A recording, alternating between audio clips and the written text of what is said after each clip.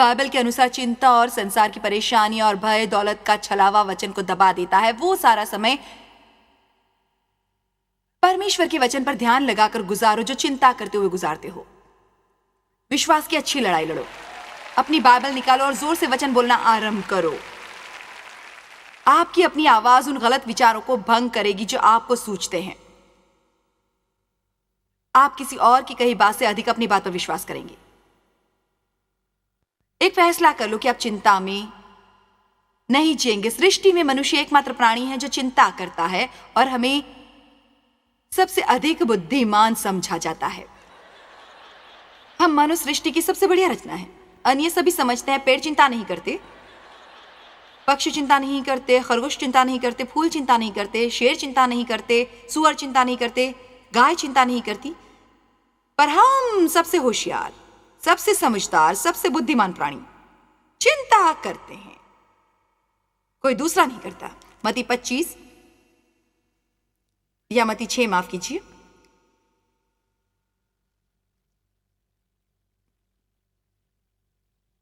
चिंता न करने का व्यवहारिक तरीका बताती हूं। थोड़ी विनम्रता प्राप्त कीजिए। यह सीखिए कि आप क्या कर सकते हैं, क्या नहीं कर सकते। वो कीजिए जो परमेश्वर करने को कहे और वो बिल्कुल ना करे जो परमेश्वर करने को ना कहे। वो कीजिए जो कर सकते हैं, फिर परमेश्वर वो करेंगे जो आप नहीं कर सकते। मत्ती 6, इसलिए मैं तुमसे कहता हूं कि अपने प्राण के लिए चिंता न करना, व्याकुल और परेशान मत होना। अगली बार जब आपको चिंता होने लगे, अपने आप से थोड़ी बातचीत कीजिए और कहिए, चिंता करना बंद करो। अपने से कहो, देखो इससे कोई लाभ नहीं होगा। मैं भी यही सब करती थी। मैं एक ही चीज के बारे में फिर और फिर से सोचकर अपने को दुखी करके और सताकर अपना दिन बर्बाद नहीं करूंगी। परमेश्वर, मैं चिंता आपके हवाले करती हूं, मैं इसे आपको देती हूं। जानते हो उसके बाद आपको क्या करना चाहिए? जाकर किसी और चीज में हिस्सा लीजिए। आपको मन और समय लगाना है, ऐसा कुछ जो आनंदमय हो, ऐसा कुछ जो आपके लिए उपयोगी हो, ऐसा कुछ जिससे आपको प्रसन्नता और शांति मिले। आमीन। इसलिए मैं तुमसे कहता हूं कि अपने प्राण के लिए ये चिंता न करना, व्याकुल और परेशान मत रहना कि हम क्या खाएंगे और क्या पिएंगे, और न अपने शरीर के लिए कि क्या पहनेंगे। क्या प्राण भोजन से और शरीर वस्त्र से कहीं बढ़कर और उत्तम नहीं? आगे सुनिए, आकाश के पंछियों को देखो। पंछी चिंता नहीं करते। क्या आपने कभी किसी पंछी को डाल पर इस चिंता में डूबे बैठा हुआ देखा है कि उसे अगला कीड़ा कहां से मिलेगा?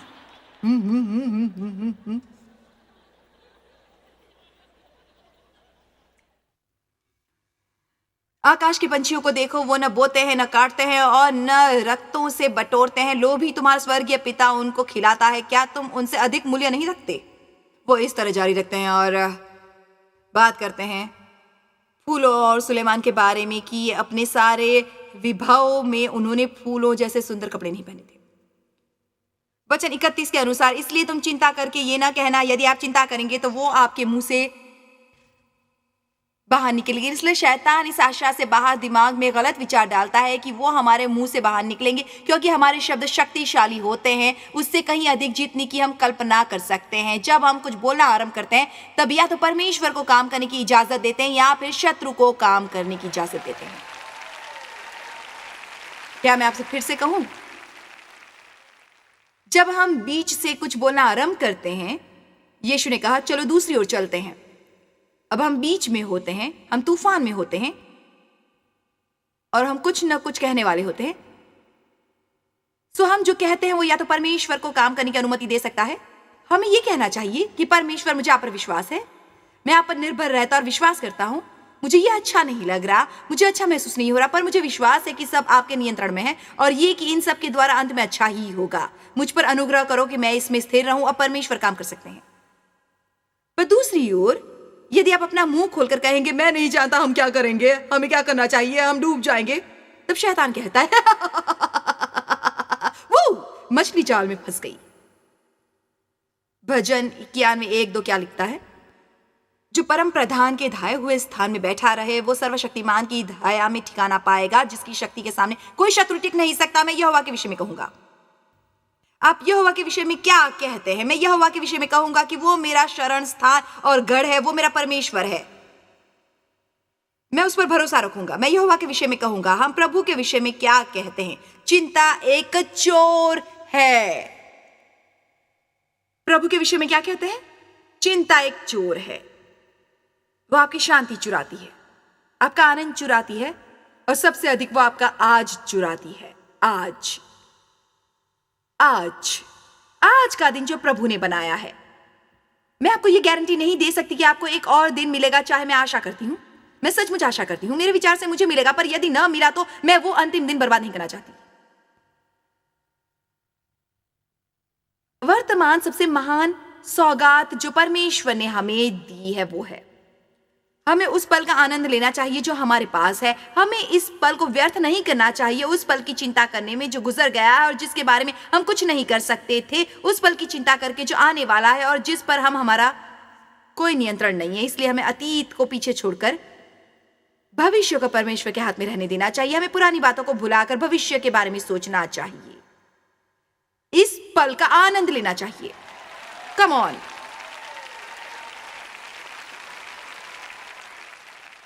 उसके आगे वो कहते हैं, वचन 34, सो कल के लिए चिंता न करो, क्योंकि कल का दिन अपनी चिंता आप कर लेगा। आज के लिए आज ही का दुख बहुत है। यदि चेलों में से कोई चिंता करने वाला होता तो मैं शर्तिया कह सकती हूं कि वो बहुत पहले पागलखाने पहुंच गया होता, क्योंकि यीशु के कारनामे ही कुछ ऐसे होते थे। यदि किसी को यीशु के साथ रहना हो तो उन्हें घर छोड़ना पड़ता है। उनके पास सर रखने के लिए जगह नहीं होती। वो कभी ये नहीं जानते होते कि वो अगली रात कहाँ गुजारेंगे। यीशु ने कहा, मेरे पीछे आओ। उन्होंने ये नहीं बताया कि वो कितने समय के लिए जाने वाले हैं, वो फिर अपने परिवार के पास कब लौटेंगे। उन्होंने ये नहीं पूछा कि किस होटल में ठहरने वाले थे, वहां पर क्या सुविधाएं थी। यीशु ने कहा, मेरे पीछे आओ, और वो उनके पीछे हो लिए। उन्हें अतिरिक्त खाना ले जाने को नहीं मिला। यीशु ने उनसे 5000 लोगों को खिलाने को कहा, तो उन्होंने कहा, हमारे पास कुछ भी नहीं है। उन्होंने कहा, तुम्हारे पास क्या, एक छोटे बालक के पास खाना था, इसे मुझे दे दो। और उन्होंने उसे बढ़ा दिया।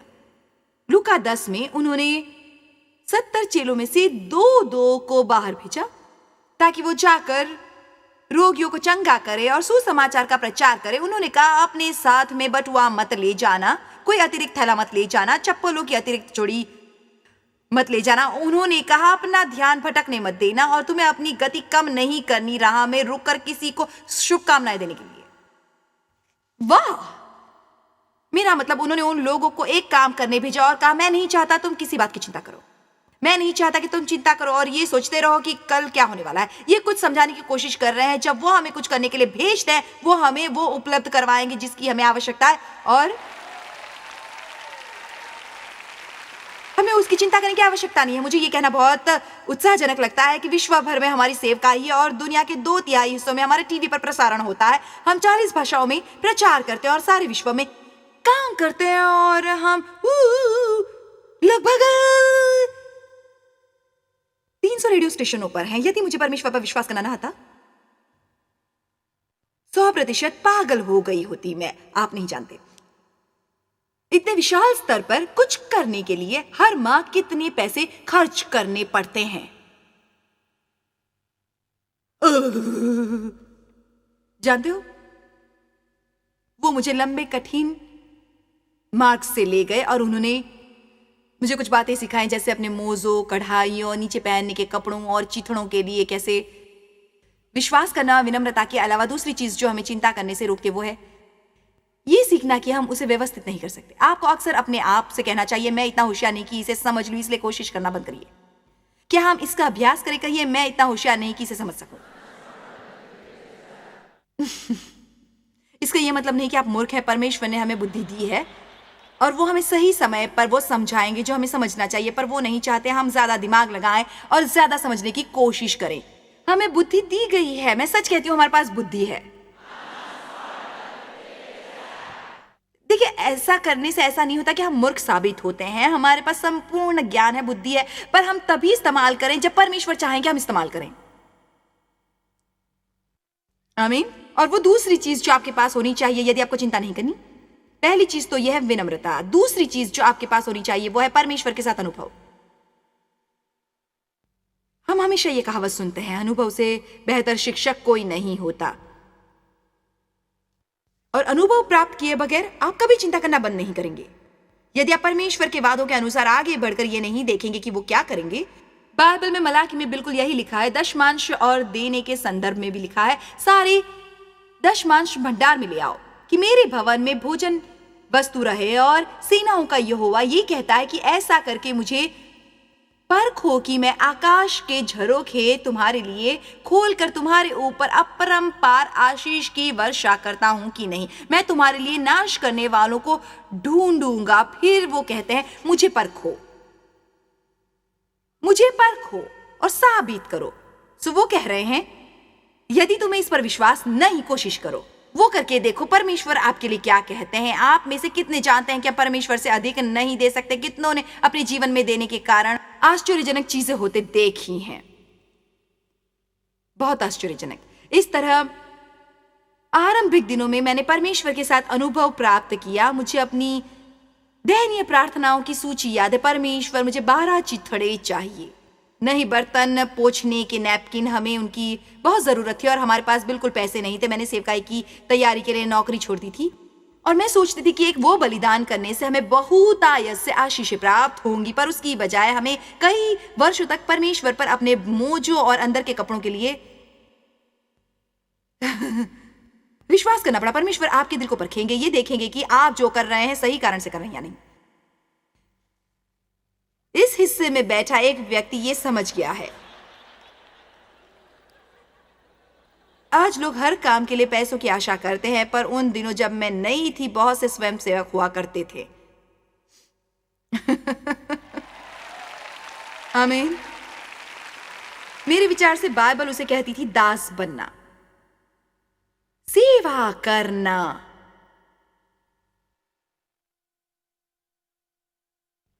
बहुत सी जरूरतें थी और परमेश्वर बुनियादी जरूरतें पूरी करती थी, पर हम बहुत निम्न स्तर पर जीते थे।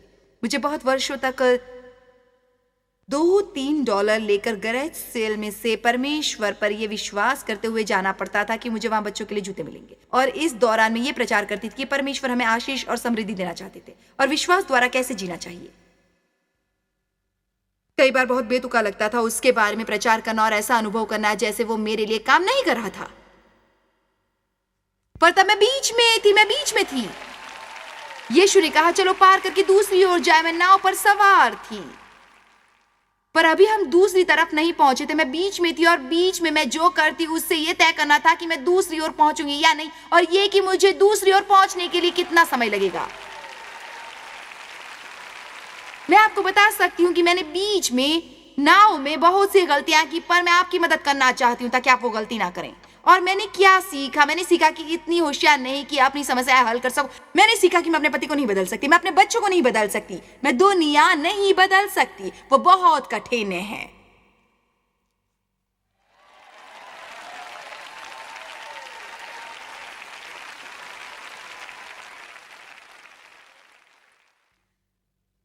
परमेश्वर यदि आप ये नहीं कर सकते तो ये कभी नहीं हो पाएगा।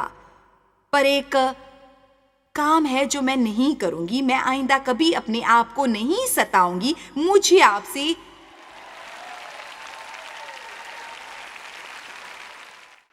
एक सवाल पूछना है। जॉयस माता की ओर देखिए। किसी और के गलत चुनाव के लिए आपको क्यों स्वयं को दुखी करना चाहिए?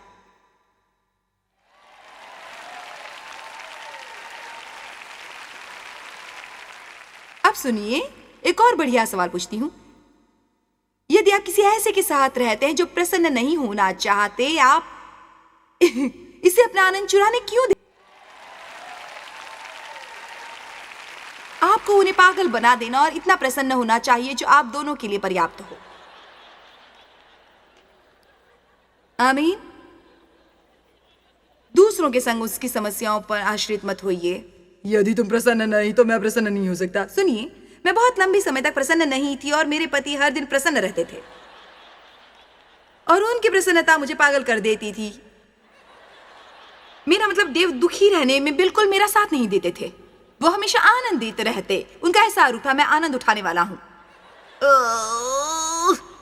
मेरे अंदर क्रोध उबलता रहता था क्योंकि ऐसा होता था कि दुखी लोग और सभी को दुखी करना चाहते हैं, वो अपने दुख को अन्य द्वारा बिखेरना चाहते हैं। सच में आपने ये कथन सुना होगा, यदि मैं खुश नहीं तो कोई और खुश नहीं रहेगा। पर असल में डेव की अपना आनंद बनाए रखने की दृढ़ता, चाहे जो भी हो रहा होता और मैं जो भी कर रही होती, उन चीजों में से एक थी जिसके कारण मुझे अपने जीवन में उपलब्धि मिली। आपको किसी और की समस्याओं में शामिल होकर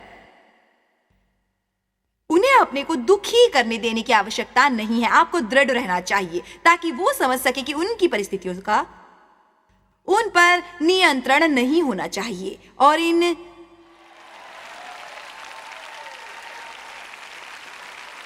इन सब सालों के दौरान परमेश्वर वफादारी से हर माह भिन्न तरीकों से हमारी जरूरतें पूरी करते रहे। हमारे पास हर माह अपने बिलों का भुगतान करने के लिए $40 कम होते थे और हर माह परमेश्वर किसी न किसी तरीके हमारी मदद करते। मेरा मतलब वो कुछ ऐसा था, जब मैं उन दिनों के बारे में सोचती हूँ वो बहुत बहुमूल्य थे।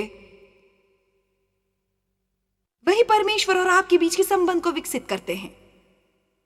जब परमेश्वर के अलावा कोई नहीं होता जिसके पास आप जा सकते हैं। हमारे ऐसे माता पिता नहीं थे जिनके पास हम मदद के लिए जा सकते थे। हमारे कोई भाई बहन नहीं थे जिनसे हम मदद मांग सकते थे। हमारे पास केवल परमेश्वर थे। हमारे पास परमेश्वर थे। अब मैं सेवकाई की बात भूलकर काम पर लौट सकती थी क्योंकि मुझे कष्ट हो रहा था। हम बलिदान कर रहे थे। हम कितने जानते थे कि मुझे आज बहुत खुशी मिली है। मुझे खुशी है कि मैं बीच में से सफलतापूर्वक पार हुई और मैं चाहती हूँ कि आप भी बीच में से सफलतापूर्वक पार निकलो, पर मुझसे कम समय में। और मेरी बात याद रखिए, आपको उन सब बातों के लिए अपने को परेशान नहीं करना चाहिए जिनके लिए आप अपने को परेशान करते हैं। वो व्यर्थ होता है। किसी भी बात की चिंता मत कीजिए, परंतु हर एक बात में तुम्हारे निवेदन, प्रार्थना और विनती के द्वारा धन्यवाद के साथ परमेश्वर के सम्मुख उपस्थित किए जाएं। तब परमेश्वर की शांति जो समझ से बिल्कुल परे है तुम्हारे हृदय और तुम्हारे विचारों को मसीह यीशु में सुरक्षित रखेगी। और अपनी सारी चिंता उसी पर डाल दो क्योंकि उसको तुम्हारा ध्यान है। पर इससे पहले 1 पत्रस 5:6 में लिखा है, परमेश्वर के बलवंत हाथ के नीचे दीनता से रहो जिससे वो तुम्हें उचित समय पर बढ़ाए, और अपनी सारी चिंता उसी पर डाल दो। हम विनम्रता कैसे प्रदर्शित करते हैं? चिंता करके हम केवल ये कहते हैं, माफ कीजिए परमेश्वर, मेरे विचार से मुझे इससे निपटना चाहिए। शर्तिया वो बहुत हास्यजनक होता है जब हम परमेश्वर को बताते हैं हम उनसे क्या करवाना चाहते हैं। कुछ दिन पहले मैंने खुद को पकड़ लिया जब मैं ऐसा करने वाली थी और अब मुझे अधिक ज्ञान है।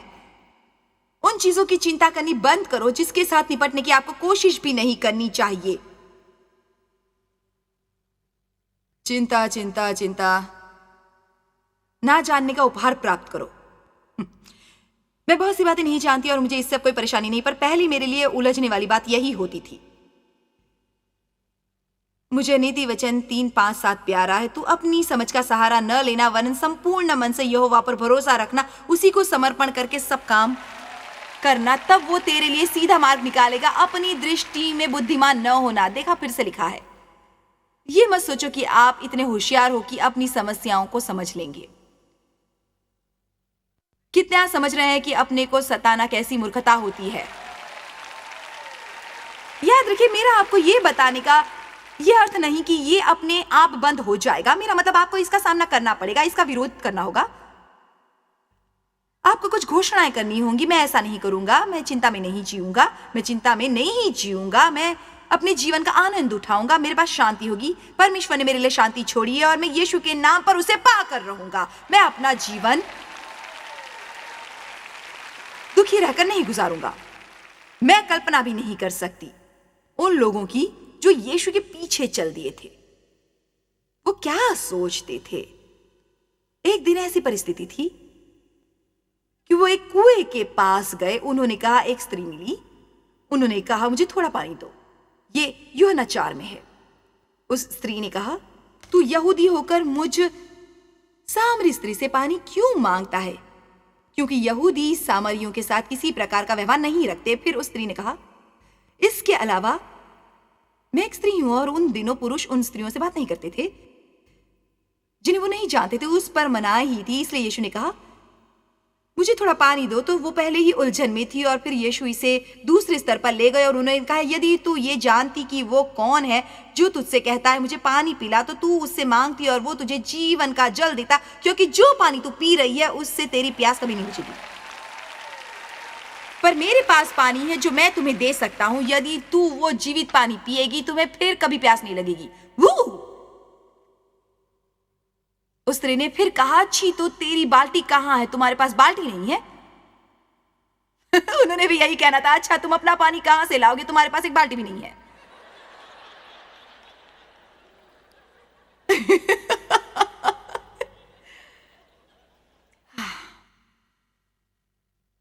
उस स्त्री ने कहा, या उन्होंने कहा, जाकर अपने पति को बुलाओ। उसने जवाब दिया, मेरा कोई पति नहीं है। यीशु ने कहा, यह तुमने सच कहा है। तुम्हारे 4 पति थे और इस वक्त तुम जिसके साथ रह रही हो उससे तुम्हारा विवाह नहीं हुआ है। उसका यह हाल। इतनी देर में चेले आ गए और उन्हें आश्चर्य हुआ कि वो स्त्री से बात कर रहे थे, पर वो डर के कारण चुप रहे। उसके बाद अगली बात यूहन्ना 4 में ये लिखी है, उसके बाद चेले यीशु से कहने लगे, हे रब्बी, कुछ खा ले। उसने कहा, मेरे पास खाने के लिए ऐसा भोजन है जिसे तुम नहीं जानते। अच्छा, तो वो कहाँ है? मेरा भोजन यह है कि अपने भेजने वाले की इच्छा के अनुसार चलो। मेरी बात याद रखें, यदि आप यीशु की सेवा करना चाहते हैं और सब जानना चाहते हैं तो आपकी यात्रा बहुत कठिन होगी, क्योंकि ऐसी बहुत सी बातें होंगी जो आपको रत्ती भर भी समझ में नहीं आएंगी।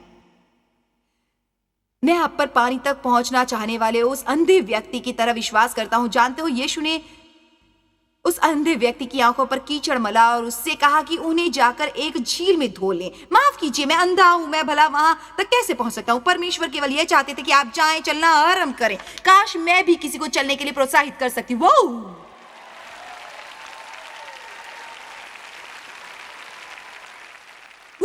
मदद करो यीशु।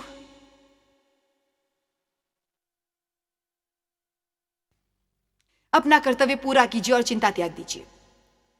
इफिसियों 6 में आत्मिक युद्ध के बारे में यह लिखा है, संकट के वक्त जो जरूरी हो कर लो, फिर अपने स्थान पर स्थिर रहो। ऐसा नहीं कि आपको कुछ नहीं करना। देव इस तरह से कहते हैं, जो मुझे प्यारा है, अपना कर्तव्य पूरा करो और चिंता त्याग दो। कठिनाइयों के वक्त हमारा क्या कर्तव्य होता है? प्रार्थना करना, बोलना वो करना जो परमेश्वर कहे। हमारा हिस्सा होता है प्रार्थना करना, अच्छा इकरार करते रहना, सकारात्मक रहना और कठिनाइयों के वक्त शिकायतें न करना।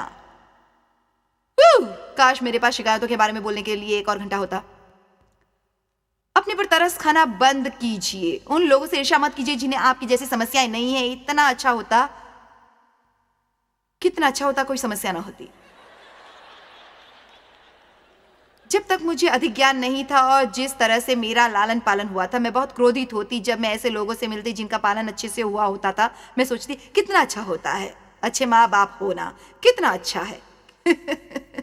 आपको ये रुख त्यागना है। परमेश्वर के पास हम में से हर एक के लिए व्यक्तिगत योजना है और वो आपके साथ उस तरीके काम नहीं करेंगे जैसे उनके साथ करते हैं, पर केवल इसीलिए कि वो आपके लिए नहीं कर रहे उस तरह से जैसे उनके लिए किया था। इसका ये मतलब नहीं कि वो आपके लिए जो करेंगे वो घटिया होगा।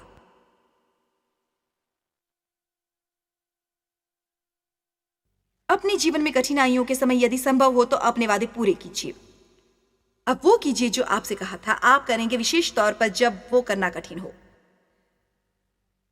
यह अत्यधिक महत्वपूर्ण है कि जीवन में जिस दौरान आपको कठिनाइयां हो, उनके बीच में सबसे महत्वपूर्ण कामों में से एक ये करना है कि आपको औरों की मदद करते रहना है, दूसरों के लिए आशीष बनते रहना है, अन्य लोगों के लिए समय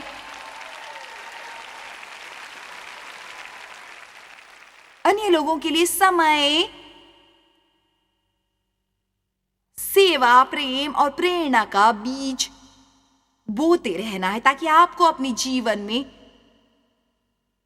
फसल मिलती रहे। आपको कुछ तो करना है, तब वो चिंता नहीं, कारण जानना नहीं है, वो है परमेश्वर पर विश्वास करना, अन्य लोगों की मदद करना। और भजन 37 में दुष्ट और बुरे समय के बारे में बात करते हुए ये कहा गया है, यहोवा पर भरोसा कर और भला कर। सीधी सी बात है, जिसे हम उलझा देते हैं। मुझे क्या करना चाहिए? क्या करना चाहिए? मुझे क्या करना चाहिए? करो। परमेश्वर पर विश्वास करो और भला करो। परमेश्वर पर विश्वास करो और भला करो। मैं नहीं जानती कि आपको दूसरी तरफ पहुंचने में कितना समय लगेगा, पर मैं इतना जानती हूं कि हम दूसरी तरफ जा रहे हैं। आमीन। हम दूसरी तरफ जा रहे हैं। आप किसी ऐसे को देख रहे हैं जो दूसरी तरफ जा रही है। क्या मुझे कोई साक्षी मिलेगा? क्या कोई दूसरी तरफ जा रहा है? आमीन। जैसे कि आज हमने बातें की कि जब हम विश्वास का कदम उठाते हैं, हमारी हमेशा एक शुरुआत होती है और आशापूर्वक समाप्ति भी होती है, पर असल में जो उनके बीच में होता है वही सबसे अधिक प्रभावशाली होता है। मैंने इसलिए कहा कि आशापूर्वक समाप्ति भी होती है, क्योंकि यदि हम सही फैसले नहीं करेंगे अपने विश्वास के बीच में, या जब हम प्रतीक्षा कर रहे होंगे परमेश्वर के वादों को पूरा होते देखने की, तब बहुत से लोग पीछे मुड़ जाते हैं और कभी पूरा होते नहीं देखते अपने सपनों और अपने दर्शन को। इसीलिए आप जो भी कर रहे हैं उसके बीच में आपको प्रोत्साहित करना चाहती हूँ। आप परमेश्वर पर विश्वास कर रहे हैं तो उसकी चिंता उनके हवाले कर दो और विश्वास करो, यदि आप हर दिन वो करते रहेंगे जो आप जानते हैं आपको करते रहना चाहिए, आप समाप्ति तक पहुंचेंगे। मुझे ये कहना अच्छा लगता है कि हमें उससे अच्छा निष्क्रिय नहीं मिलता जो हम एक बार करते हैं, बल्कि उससे जो हम बार बार करते हैं। आज शायद कोई दर्शक ये अनुभव कर रहा है कि वो सही करने की कोशिश कर रहा है, पर बाइबल में लिखा है कि हम भला करने में हियाव न छोड़े, क्योंकि यदि हम ढीले न हो तो ठीक समय पर कटनी काटेंगे। जॉय स्माइल मिनिस्ट्रीज में आप हमारे लिए कितने अहम हैं, इसका आपको अंदाजा नहीं। हम आपके आभारी हैं और हम धन्यवाद करते हैं अपने सब मित्रों और सहयोगियों का कि उन्होंने इस विश्वव्यापी सेवकाई को संभव बनाया। मिलकर हम भूखों को खिला रहे हैं, गरीबों को पहना रहे हैं और कई देशों में सुसमाचार पहुंचा रहे हैं। कृपया हमसे संपर्क करें या विजिट करें jmmindia.org पर। आज ही अपनी प्रार्थना के अनुरोध बताने के लिए, हमारे साधनों के बारे में और जानकारी और जॉयस की सभाओं का शेड्यूल जानने के लिए, और हमारे सहयोगी बन जाएं दुनिया भर में मसीह का प्रेम बांटने के लिए।